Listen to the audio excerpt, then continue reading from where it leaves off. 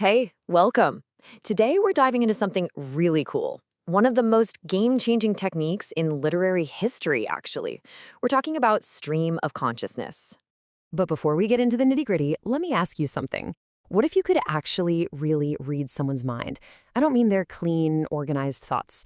I mean the real deal. That jumble of memories, random feelings, bits of a song, what am I having for lunch kind of thoughts. The messy, chaotic, totally unfiltered stuff. Well, that is exactly what this literary technique is all about. Okay, so what is it officially? Well, stream of consciousness is basically a writer's tool for capturing that continuous and, yeah, often super messy flow of what's going on inside a person's head. It's this amazing attempt to write down how we really think. Not in perfectly structured sentences, but more like a jumble of impressions, old memories popping up, and all these sudden weird connections our brains make.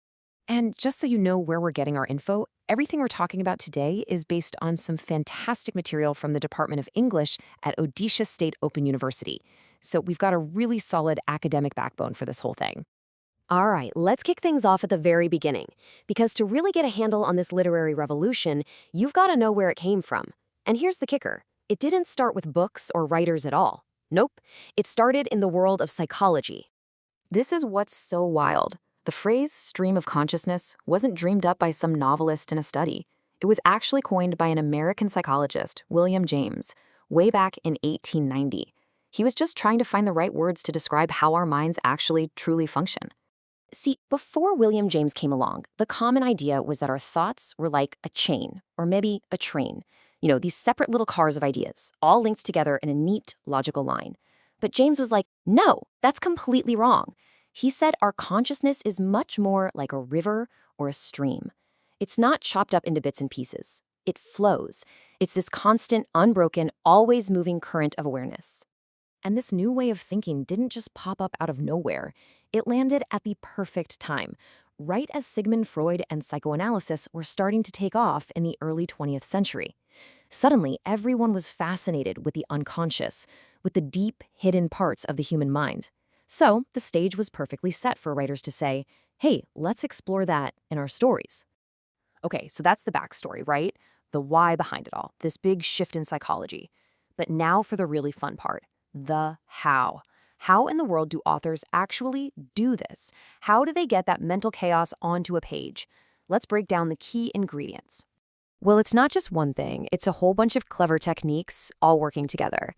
First, the focus completely flips. Instead of what's happening out there, it's all about what's happening in here, inside the character's head. And this leads to this wild mix of past and present. You know how a certain smell can just instantly zap you back to a childhood memory? That's the kind of thing they're capturing, where that memory can feel even more real than the present moment. Now, a key tool for this is something called indirect interior monologue.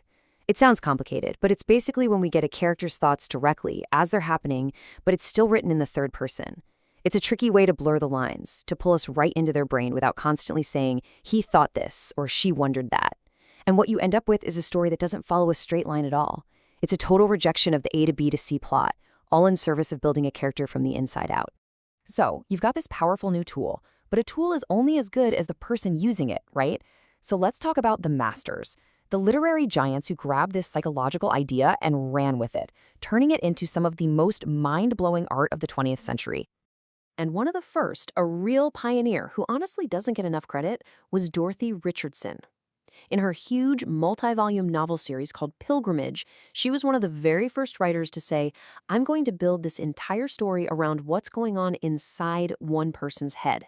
It was totally groundbreaking work that really set the stage for what came next. And of course, you knew this was coming. You cannot talk about stream of consciousness without talking about the big one, James Joyce. He is the master. In his legendary and, let's be real, famously difficult novel Ulysses, Joyce just pushed this technique to its absolute extreme. I mean, he takes you so deep inside his characters' heads that you experience everything with them. The complex, chaotic, but also deeply, deeply human flow of every little thought, memory, and sensation. It's really just this profound dive into what it feels like to be alive, to just be. Then you've got the incredible Virginia Woolf. She took the technique and gave it her own spin, making it more fluid, more lyrical, almost like poetry.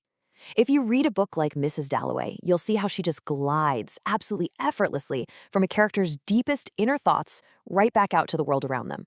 It's this beautiful, seamless dance between what's in their head and what's actually happening. It's just a stunning way to show how our inner world is constantly coloring our perception of reality. Okay, so we've covered the origins, we've talked about the masters, but let's get to the big question, the really crucial one. So what? Why was this such a big deal? Why, all these years later, do we still call this technique revolutionary? It's because it was a complete and total break from everything that came before. I mean, for centuries, novels were about what characters did. They were about the plot, the action, the things people said out loud. Stream of consciousness just flipped the script entirely. It basically said, no, the real story, the most important stuff, isn't what happens on the outside. It's what happens on the inside. It put our own subjective, personal reality front and center above everything else. And the impact of that shift? Oh, it was huge. Absolutely massive. Our source material really nails it when it says this innovation became a defining feature of modernism. Think about that. This wasn't just a gimmick that led to a few cool books. It fundamentally changed the game for generations of writers to come. It completely reshaped our very idea of what a story could be. So that leaves us with one last thing to chew on. This technique, it's doing more than just telling a story, right? It's trying to show us the actual machinery of our own minds at work. And that brings up a really fascinating and kind of deep question. If a story can give us this incredible, vivid look at how we think, then what can that ultimately teach us about who we really truly are?